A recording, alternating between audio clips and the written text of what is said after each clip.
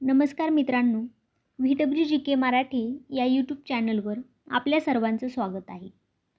तर मित्रांनो, कोणतीही स्पर्धा परीक्षा देताना प्रश्नपत्रिकेचे स्वरूप, अभ्यासक्रम इत्यादी गोष्टींची संपूर्ण माहिती असणे आवश्यक आहे. तर यासाठी आपण महाराष्ट्र कृषी सेवक सराव प्रश्नपत्रिका व त्याची उत्तरे बघणार आहोत.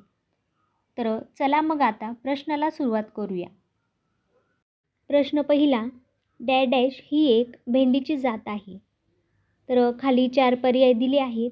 पर्याय क्रमांक 1 अर्का अनामिका, पर्याय 2 अर्का केशव, पर्याय क्रमांक 3 अर्का हरित आणि पर्याय 4 अर्का हरित गोवर.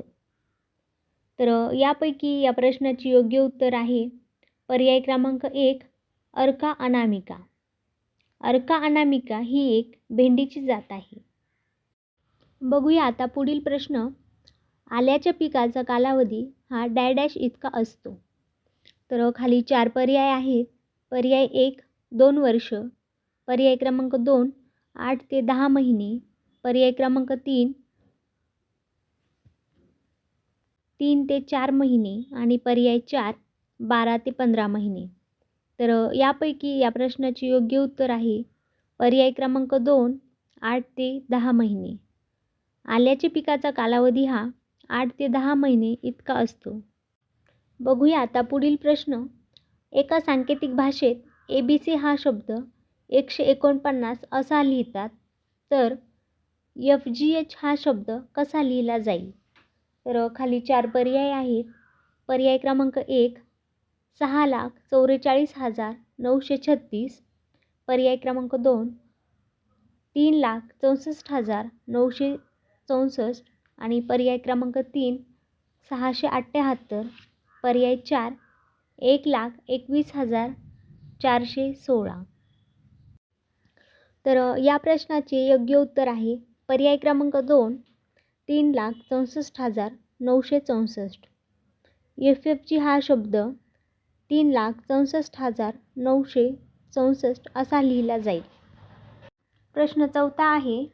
10x10 मीटर अंतरावर फळझाडाची लागवड केल्यास हेक्टरी किती झाडे लागतील? तर खाली 4 पर्याय दिले आहेत. तर पर्याय 1 300, पर्याय 2 200, पर्याय क्रमांक 3 100 आणि पर्याय क्रमांक 4 400. तर यापैकी या प्रश्नाची योग्य उत्तर आहे पर्याय क्रमांक 3 100. म्हणजे 10x10 मीटर अंतरावर फळझाडाची लागवड केल्यास हेक्टरी 100 झाडे लागतील. तर पुढील 5वा प्रश्न आहे. खालीलपैकी रब्बी ज्वारीची कोणती जात हुरड्यासाठी उत्तम समजली जाते? तर खाली 4 पर्याय आहेत. पर्याय 1 फुले माऊली, पर्याय 2 फुले उरा, पर्याय 3 फुले रेवती आणि पर्याय क्रमांक 4 फुले पंचमी. तर यापैकी या प्रश्नाची योग्य उत्तर आहे पर्याय क्रमांक 2 फुले उरा. रब्बी ज्वारीची फुले उरा ही जात हुरड्यासाठी उत्तम समजली जाते. चला तर मग ओळूया आता पुढील प्रश्नाकडे. नॉचिंग ही विशेष पद्धत कोणत्या फळझाडासाठी वापरली जात असे? तर खाली 4 पर्याय आहेत. पर्याय 1 द्राक्षे, पर्याय 2 चिंच, पर्याय क्रमांक 3 जांभूळ आणि पर्याय क्रमांक 4 अंजीर. तर यापैकी या प्रश्नाचे योग्य उत्तर आहे पर्याय क्रमांक 4 अंजीर. नॉचिंग ही विशेष पद्धत अंजीर या फळझाडासाठी वापरली जात असे. बघूया आता पुढील प्रश्न. प्रश्न 7वा. चोपण जमिनीत कोणत्या भूसुधारकांचा वापर करतात? तर खाली 4 पर्याय आहेत. पर्याय 1 सोडियम आणि बोरॉन, पर्याय क्रमांक 2 झिंक फेरस, पर्याय 3 जिप्सम आणि गंधक आणि पर्याय क्रमांक 4 सिलिकॉन आणि मॉलिबेंडन. तर यापैकी या प्रश्नाचे योग्य उत्तर आहे पर्याय क्रमांक 3 जिप्सम आणि गंधक. चोपण जमिनीत जिप्सम आणि गंधक या भूसुधारकांचा वापर केला जातो. बघूया आता पुढील प्रश्न. कोणत्या किडीच्या प्रादुर्भावामुळे पानांवर पांढऱ्या सर्पाकृती रेषा दिसतात? तर खाली 4 पर्याय आहेत. पर्याय क्रमांक 1 लीफ मायनर, पर्याय 2 बीटल, पर्याय 3 लीफ हायपर आणि पर्याय क्रमांक 4 अमेरिकन बोलवर्म. तर यापैकी या प्रश्नाचे योग्य उत्तर आहे पर्याय क्रमांक 1 लीफ मायनर. लीफ मायनर या किडीच्या प्रादुर्भावामुळे पानांवर पांढऱ्या सर्पाकृती रेषा दिसतात. प्रश्न 9 आहे, दुधातील स्निग्धांश काढून घेण्यासाठी खालीलपैकी कोणत्या साधनाचा वापर केला जातो? तर खाली 4 पर्याय आहेत. पर्याय क्रमांक 1 सेंट्रिफ्युगल मशीन, पर्याय 2 नॅनोमीटर, पर्याय क्रमांक 3 ब्युट्रोमीटर आणि पर्याय 4 सीलिंग व मशीन. तर यापैकी या प्रश्नाचे योग्य उत्तर आहे पर्याय क्रमांक 1 सेंट्रिफ्युगल मशीन. दुधातील स्निग्धांश काढून घेण्यासाठी सेंट्रिफ्युगल मशीन या साधनाचा वापर केला जातो. बघूया आता पुढील प्रश्न. आवळ्याच्या अभिवृद्धीची प्रचलित पद्धत कोणती? तर या प्रश्नाचे खाली 4 पर्याय दिले आहेत. पर्याय 1 डोळा भरणे, पर्याय क्रमांक 2 गुटी कलम, पर्याय 3 दाब कलम आणि पर्याय 4 फाटे कलम. तर यापैकी या प्रश्नाचे योग्य उत्तर आहे पर्याय क्रमांक 1 डोळा भरणे. आवळ्याच्या अभिवृद्धीची प्रचलित पद्धत ही डोळा भरणे ही आहे. बघूया आता पुढील प्रश्न. खालीलपैकी कोठे टेलिप्रिंटर्सचे उत्पादन केले जाते? तर खाली 4 पर्याय दिले आहेत. पर्याय 1 अहमदाबाद, पर्याय क्रमांक 2 चेन्नई, पर्याय क्रमांक 3 कोलकाता आणि पर्याय 4 दिल्ली.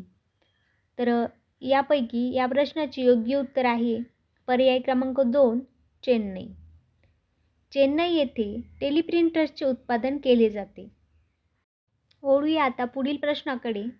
खालीलपैकी कोणते पुस्तक श्री प्र के अत्रे यांनी लिहिलेले नाही? तर खाली 4 पर्याय आहेत. पर्याय 1 असामी असामी, पर्याय क्रमांक 2 कलेचे पाणी, पर्याय क्रमांक 3 अत्रेय उवाच आणि पर्याय 4 मी कसा झालो. तर यापैकी या प्रश्नाचे योग्य उत्तर आहे पर्याय क्रमांक 1 असामी असामी. म्हणजे श्री प्र के अत्रे यांनी कलेचे पाणी, अत्रेय उवाच, मी कसा झालो हे तिन्ही पुस्तक लिहिलेले आहेत. बघूया आता पुढील प्रश्न. अनहॅपी इंडिया या पुस्तकाचे लेखक कोण आहेत? तर 4 पर्याय आहेत. पर्याय क्रमांक 1 दादाभाई नौरोजी, पर्याय 2 लाला लजपत राय, पर्याय 3 मौलाना आझाद व पर्याय क्रमांक 4 जवाहरलाल नेहरू. तर यापैकी या प्रश्नाचे योग्य उत्तर आहे पर्याय क्रमांक 2 लाला लजपत राय. अनहॅपी इंडिया या पुस्तकाचे लेखक लाला लजपत राय हे आहेत. तर मित्रांनो, वळूया आता पुढील प्रश्नाकडे. द्विदलवर्गीय वनस्पतींच्या मळांवर गाठी करून त्यामध्ये राहणारे जीवाणू कोणते आहेत? तर खाली 4 पर्याय दिले आहेत. पर्याय 1 ॲझोस्पिरिलम, पर्याय 2 रायझोबियम, पर्याय क्रमांक 3 ॲझोटोबॅक्टर आणि पर्याय 4 बाजारी क्रिया. तर यापैकी या प्रश्नाचे योग्य उत्तर आहे पर्याय क्रमांक 2 रायझोबियम. द्विदलवर्गीय वनस्पतींच्या मळांवर गाठी करून त्यामध्ये राहणारे जीवाणू हे रायझोबियम हे आहेत. बघूया आता पुढील प्रश्न. रबराच्या झाडापासून चीक काढण्याच्या प्रक्रियेला कोणती संज्ञा दिली जाते? तर खाली 4 पर्याय आहेत.